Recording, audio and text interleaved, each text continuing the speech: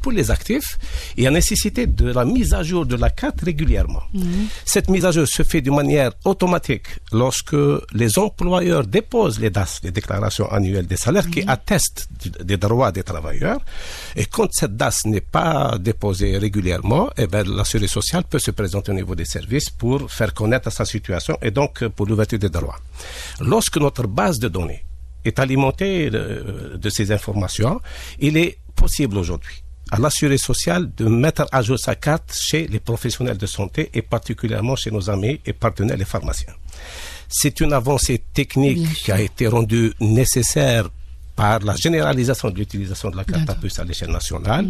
Et c'est une avancée majeure aujourd'hui dans la modernisation de nos façons de faire en fait.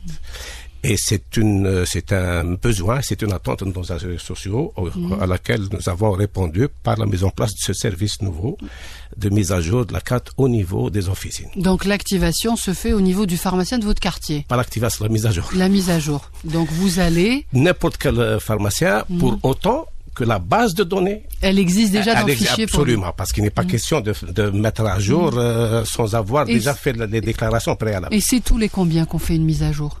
Pour les actifs, c'est chaque année. Chaque année. Donc année. Début de l'année. Alors, en général, les droits sont validés jusqu'au 31 mars.